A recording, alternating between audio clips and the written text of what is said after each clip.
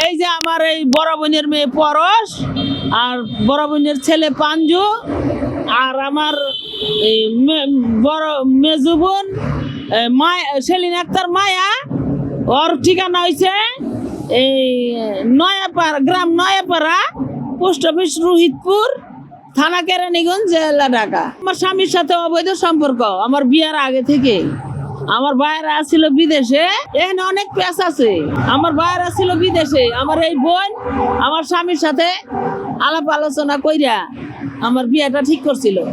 ওই বিয়া ঠিক করবার যাইয়া ওই আমার স্বামীর সাথে আমার এই বোনের অবৈধ সম্পর্ক বিয়ার আগেই হয়ে গেছে। তারপর মনে করেন আমার বিয়া না করলে তো আর ওর সাথে যোগাযোগ রাখতে পারতেছেন না, বুঝেন নাই? ওর সাথে যোগাযোগ রাখার জন্যে, ওর লগে অবৈধ কাজ করার জন্যে আমার বিয়া কইরা আমার স্বর্ণের জীবনটারে ছাই বানায় দিছে। আমার স্বামী আছিল গ্রেট লুচ্চা, গ্রেট চিটিং বাস, গ্রেট প্রতারক, একটা চরিত্রহীন মহিলা এবং একটা চরিত্রহীন বেটা আজরাইলের সমান। আপনারা শুনেন নাই কত মহিলারা স্বামীরে মাইরা আরেক বেটার লগে চলে যায়, আরেক বেটার সাথে সম্পর্ক থাকে, স্বামীরে মাইরা হলায়। আমার বোনও ঠিক তাই। আমার নিজের চোখের দেখা 70 বছর বিদেশ কইরা আমার বোনের জামাই ছিল বিদেশে পইরা, আর ও আমার স্বামীর লগে অবৈধ কাম করছে।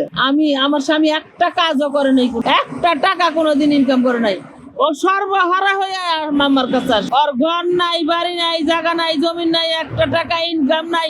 ওর বাপের সম্পত্তি ও যা পাইতো সব ম্যাট্রিক পাস করার পর তাই বিক্রি কইরা ওর বাপের কাছে টাকা নিয়া ঢাকা আইনা সব টাকা উড়াইয়া রাস্তায় ইট হিতান্দা ঘুমাইতো। এই অবস্থায় সে মিথ্যা প্রতারণা দিয়া মিথ্যা কথা বইলা, আমি তখন বিদেশ থেকে মাত্র আইসা আবার স্কুলে ভর্তি হয়েছি। টাকা ছিল, তাছাড়া ইংরেজি থেকে বেশি সুন্দর ছিল, গায়ে ছিল 7 পুরুষের শোক। আমি তোমাকে মতন এরকম 8 বছর বয়সে 7টা উড়াইলা দিছি এক ঘুষির লগে।